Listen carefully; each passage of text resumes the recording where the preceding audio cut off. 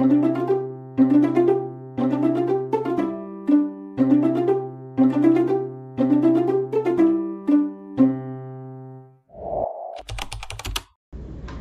guys, kembali lagi di sesi POAPIM, Podcast about Pimnas. Nah, dengan saya Wildan Abdul Farel, dengan narasumber kita yang seru pastinya pada pagi hari ini. Boleh perkenalan terlebih dahulu? Halo, kenalin, aku Nabila Faiza Zahra, biasa dipanggil Nabila dari Fakultas Farmasi Angkatan 2021. Wah, keren banget nih. Nah, boleh kasih tahu dulu nih, kakaknya dulu itu ikut Pimnas kan? Nah, Iya. itu juara berapa? Boleh dikasih tahu ke teman-teman? Oke, dulu aku waktu Pimnas tahun ini ya, tahun 2024, alhamdulillah aku berhasil mendapatkan medali silver atau dikategorikan dalam juara 2 presentasi seperti itu. Keren banget nih. Kalau boleh tahu nih, Kak Nabila ya, itu dulu tuh ikut Pimnas tuh kayak kayak awalnya tuh kayak gimana sih, kayak bentuk timnya atau kenapa kayak bisa ketemu info buat Pimnas itu gimana? Oke, awalnya sebelum ke Pimnas, aku sudah mengenal PKM itu pada saat maba. Jadi maba itu kan diharuskan untuk membuat proposal PKM. Iya. Nah, namun pada saat awal-awal maba itu aku masih bingung kan, PKM tuh gimana ya? Terus kayak apa sih hal-hal yang perlu dilakukan untuk menyusun proposal PKM?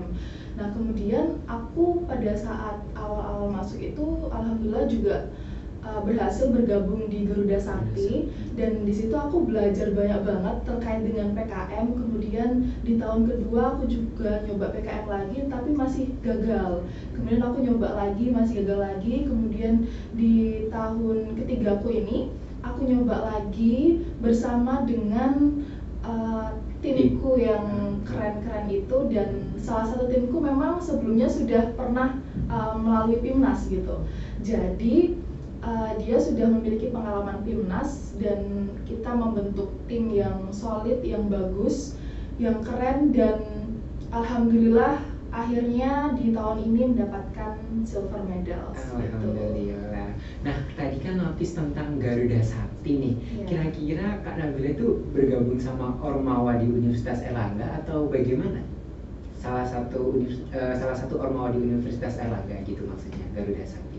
Iya, Garuda Sakti itu merupakan salah satu Ormawa. Sekarang itu gabung di UKM, UKM Garuda Sakti gitu. Oh begitu. Kalau di Garuda Sakti kira-kira dapat benefit apa gitu nggak sih, Kak?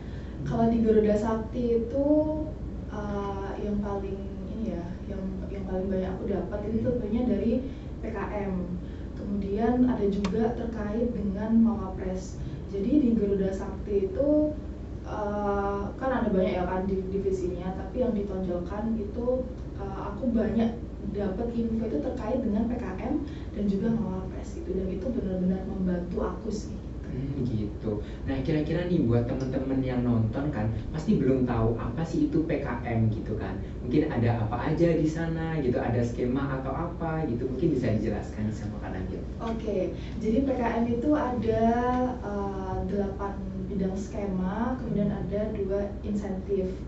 Nah, 8 bidang ini tuh didanai, dan insentifnya ini kan ada 2. Nah, yang satunya itu didanai juga MGFT, tapi untuk yang AI artikel ilmiah itu hanya mendapatkan insentif saja gitu.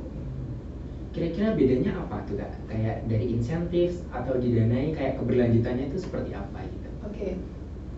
Ketika proposal kamu itu didanai, dalam artian kamu mendapatkan sejumlah dana nih dari Kemdikbudristek untuk merealisasikan riset kamu hingga didapatkan suatu produk.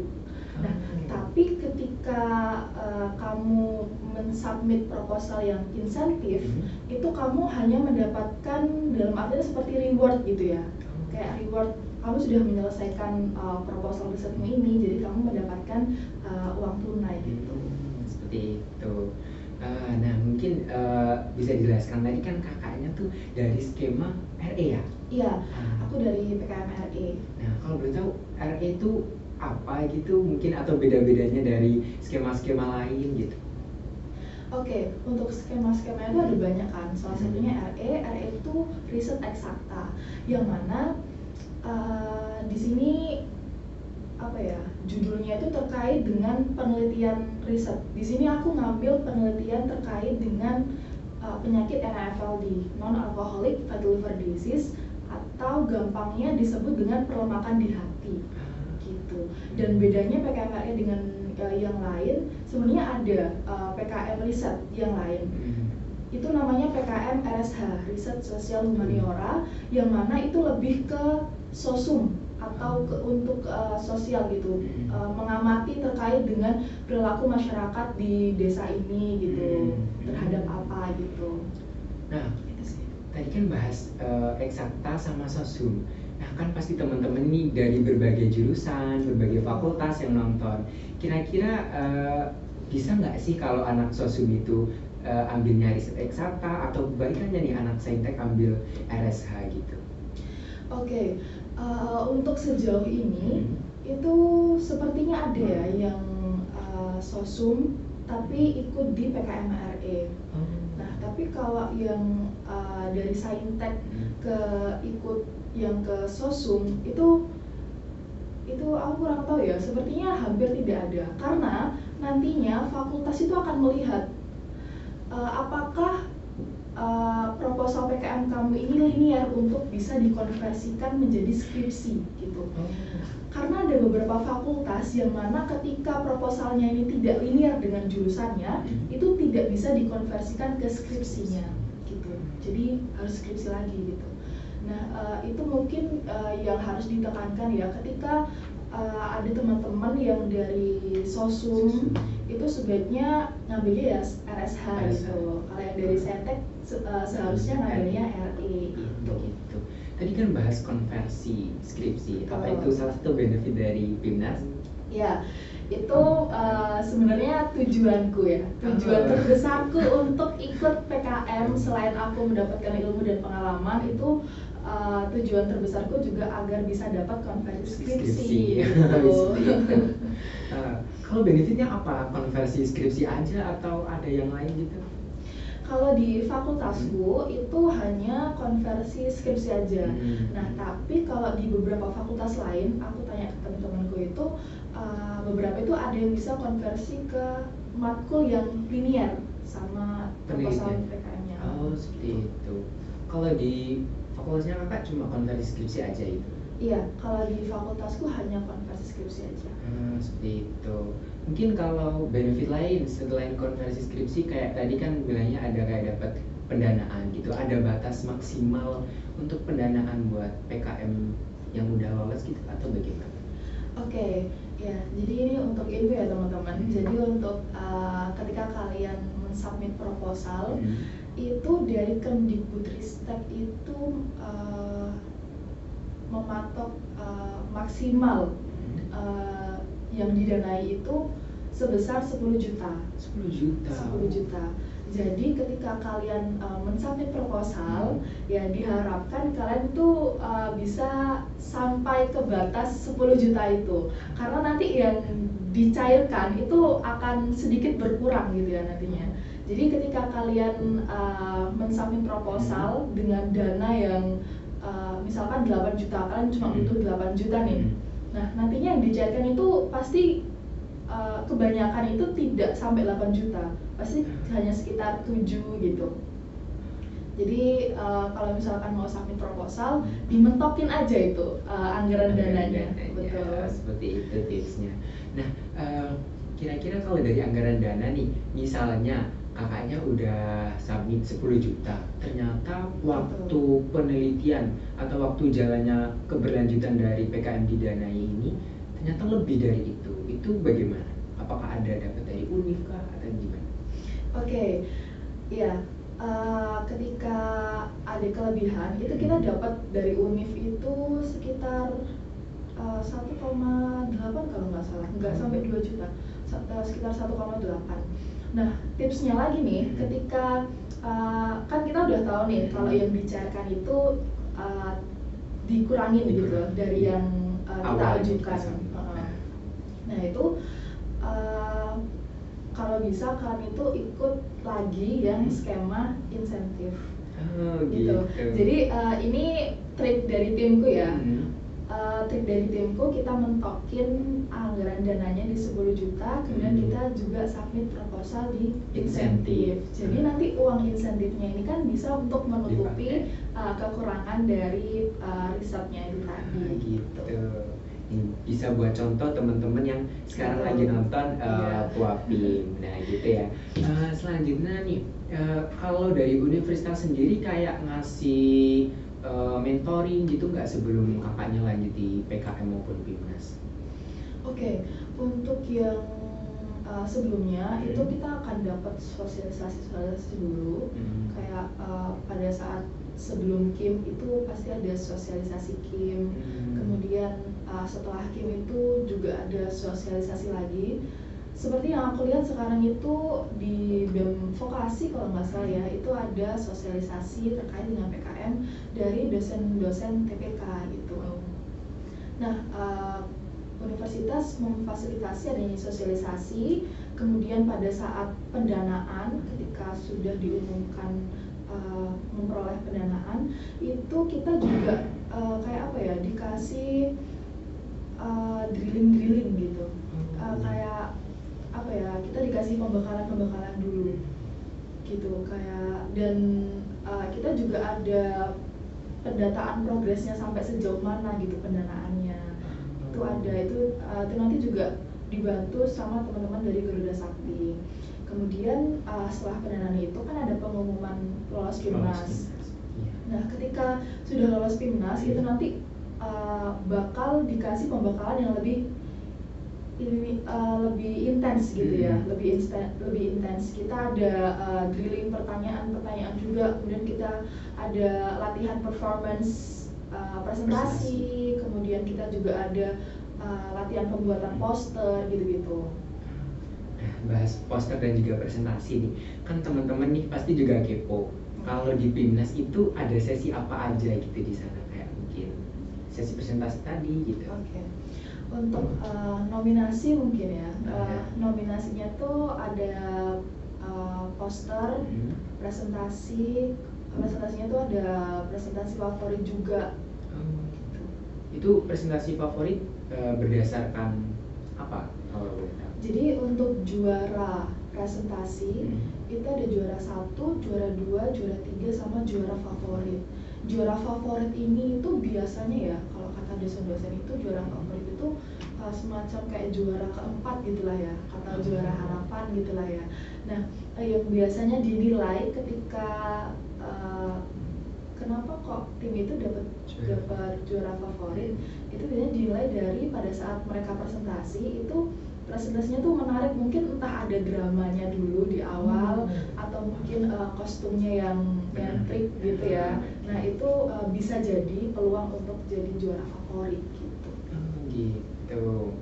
Oke, nanti kalau bahas tentang presentasi nih, mungkin ada sedikit tips nih dari Kak Nabila buat teman-teman yang sekarang lagi nonton Puapim. Oke, untuk tips presentasinya, yang pertama itu harus memahami riset tim kalian sendiri. Yang pertama harus memahami, ketika kalian sudah paham terkait dengan riset kalian, mulai dari latar belakang, kemudian tujuannya untuk apa, metodenya seperti apa, kemudian hasilnya gimana. Nah, ketika kalian sudah bisa memahami dan menjelaskan itu, otomatis percaya diri kalian akan tumbuh nih. Kalian akan berani untuk mempresentasikan dengan baik di depan para juri gitu. Dan itu yang menurut aku berdampak untuk hasil presentasi. Seperti itu. Kalau dilihat dari sesi presentasi nih, apakah nanti jurinya akan mengulik atau mengupas dari proposal lagi, atau emang cuma waktu presentasi aja tuh yang dinilai? Oke, jadi sebenarnya untuk pertanyaan-pertanyaannya itu tidak sesusah itu sebenarnya ya. Tidak sesusah itu sebenarnya.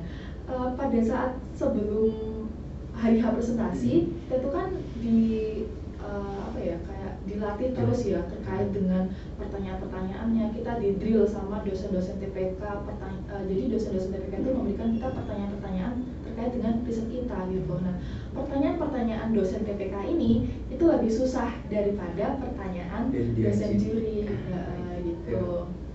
Jadi pada saat menjawab pertanyaan dari dewan juri, kita tuh kayak udah tahu gitu loh jawabannya, karena sebenarnya kita juga udah dilatih gitu. Nah, kira-kira nih kalau dari pengalaman Kak Nabila, waktu PIMNAS ada nggak sih pertanyaan yang bikin kaget gitu dari dewan juri, kayak out of the box nih, kira-kira waduh kok nggak kepikiran gitu pertanyaan kayak gini sempat ditanyakan gitu? Ada sih. Boleh di-spill nih buat teman-teman.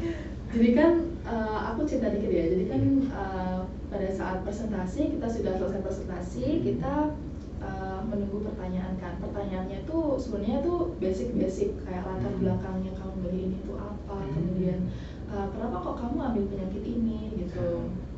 Terus apakah sebelumnya belum ada obatnya atau obatnya itu ada masalah atau gimana gitu kan. Nah, ada satu pertanyaan yang out of the box menurutku yang kayak, padahal ada loh pertanyaan-pertanyaan lain yang harusnya bisa diajukan gitu. Kenapa harus pertanyaan itu gitu? Pertanyaannya itu buatlah 1-2 kalimat untuk mempromosikan sediaan Anda gitu. Jadi kan di sini kan aku bikin sediaan Microsphere ya, Microsphere ekstrak daun gambir sebagai upaya untuk hepatoprotektor pada model NAFLD gitu. Nah, di situ kita tiba-tiba disuruh bikin kayak 1-2 kalimat promosi gitu kan. Padahal apa ya, kan kita kan cuma melakukan riset, terus kita udah dapat nih hasilnya gitu kan. Terus kita disuruh promosi gitu. Itu sih yang bikin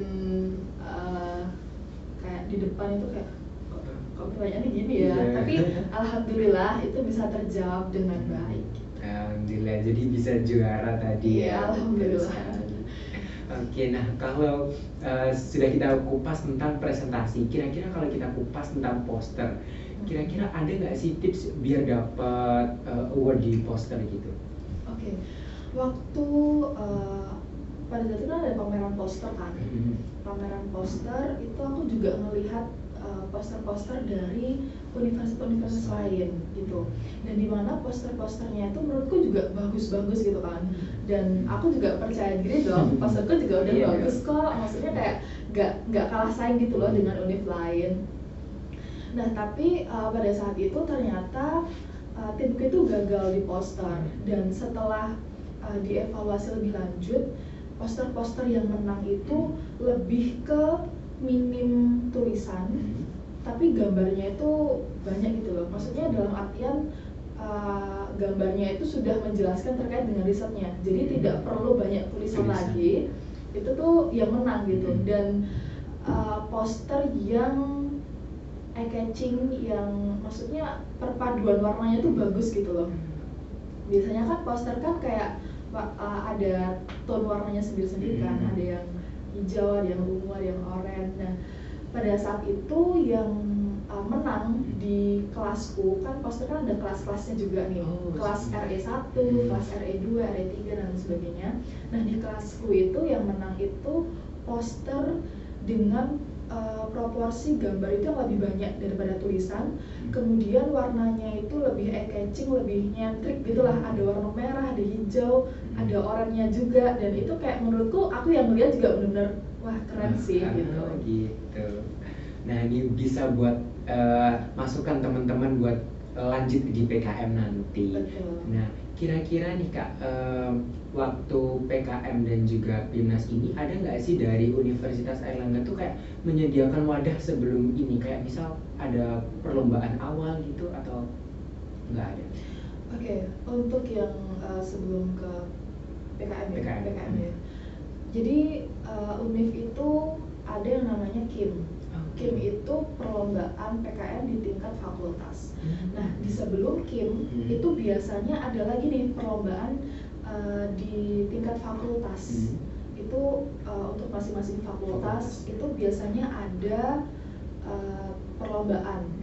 Itu biasanya buat maba atau buat teman-teman yang berminat di PKM gitu. Jadi di fakultas itu diajari dulu mereka gimana cara buat proposal dan lain, kemudian mereka lanjut ke KIM, setelah KIM habis itu bisa lanjut ke PKM.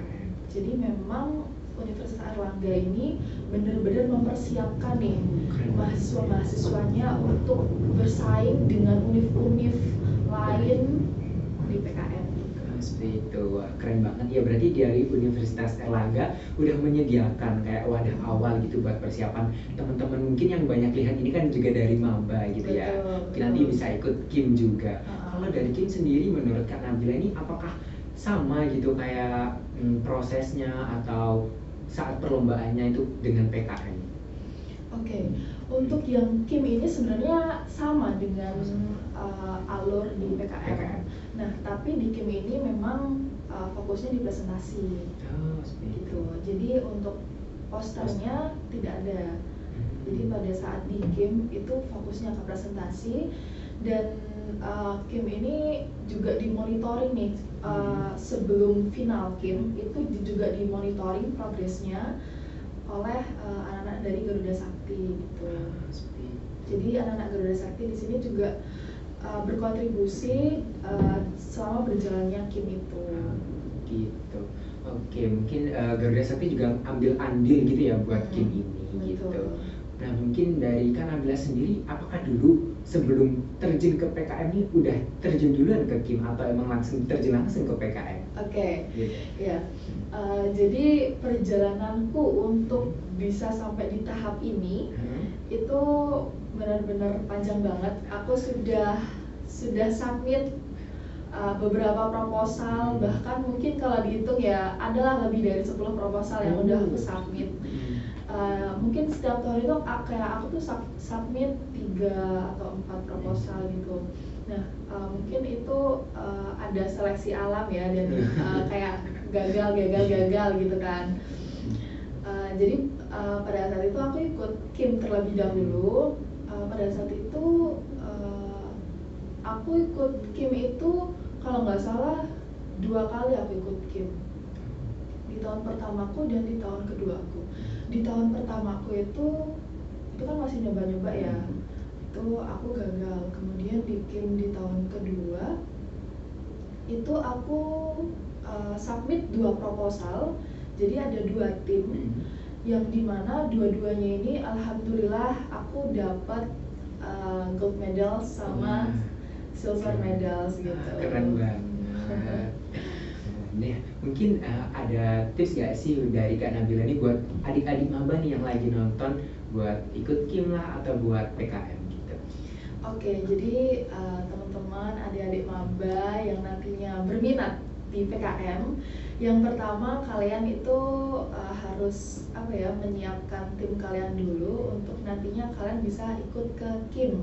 Nah, setelah KIM itu mungkin kalian bisa evaluasi ya, ketika kalian nantinya tidak berhasil untuk mendapatkan juara di final KIM, it's okay, kalian bisa evaluasi lagi proposal kalian bisa konsultasi lagi ke dosen pembimbing kalian agar riset kalian itu bisa lebih bagus dan layak untuk maju ke PKM gitu. Dan nantinya untuk maju ke PKM itu di UNER itu ada beberapa jalur yang bisa kalian pakai untuk maju ke PKM gitu. Jadi ada banyak jalan untuk kalian bisa lanjut ke PKM nasional. Keren banget. Jadi teman-teman nih harus terus semangat gitu ya. Betul. Buat lanjut ke PKM dan jangan pantang menyerah. Betul, jangan pantang menyerah. Gitu, harus dicoba dan coba lagi. Kayak Kak Nabila nih contohnya berkali-kali nyoba gitu. Jadi ya kesuksesan gitu harus diperjuangkan gitu. Effort akan sebanding dengan hasilnya nanti. Betul sekali. Nah, mungkin terakhir nih buat teman-teman yang nonton POAPIM, mungkin ada nggak sih dari Kak Nabila nih motivasi nih buat teman-teman biar semangat, biar lanjut ke KIM maupun PKM gitu? Oke, untuk motivasi terbesarku itu memang aku pengennya nantinya ketika aku sudah semester akhir, aku itu bisa fokus ke bidangku, bisa fokus ke profesiku. Di sini aku farmasi, nantinya aku akan masuk ke profesi apoteker, yang mana di semester akhir ini alhamdulillah karena aku lolos pendanaan, aku udah bebas skripsi. Jadi aku tidak pusing-pusing lagi deh memikirkan skripsi, dan sekarang aku lagi menjalankan magang di suatu industri yang mana itu bisa jadi bekalku untuk nantinya ketika aku profesi apoteker. Jadi memang motivasi terbesarku adalah gimana caranya ketika aku semester akhir nantinya aku nggak sestres itu, aku bisa enjoy menikmati semester akhirku, aku bisa fokus ke program studiku gitu. Seperti itu. Keren banget. Jadi apa yang tadi udah dijelaskan Kak Nabila terkait tips and trick, motivasi bisa jadi masukan buat teman-teman yang sekarang nonton Puapin. Nah, mungkin itu saja untuk sesi Puapin kita kali ini. Terima kasih buat Kak Nabila yang sangat-sangat memotivasi viewers Puapin kali ini gitu. Mungkin terakhir dari Kak Nabila, apakah ada penutup buat teman-teman yang ada di rumah? Buat teman-teman maba ataupun adik tingkat yang belum tahu nih tentang PKM itu seperti apa, kalian kepoin tentang PKM karena PKM ini benar-benar akan berdampak pada saat kalian di kuliah gitu. Karena nantinya di PKM ini kalian belajar banyak hal, kalian mengembangkan suatu riset, itu merupakan suatu hal yang keren atau pencapaian pada saat di kuliah yang benar-benar miss banget gitu kan. Nah, itu yang harus kalian perjuangkan. Ketika kalian gagal, kalian harus coba lagi hingga kalian mendapatkan hasil sesuai dengan harapan kalian sebelumnya gitu. Keren banget nih, udah dari motivasi, tips and trick semuanya udah. Mungkin kita akhiri untuk sesi Puapin kali ini. Jangan lupa teman-teman yang sekarang lagi nonton bisa di like, subscribe, dan komen sebanyak-banyaknya. Terima kasih untuk Kak Nabila dan terima kasih. See you. Sampai Bye-bye. jumpa di sesi Puapin berikutnya.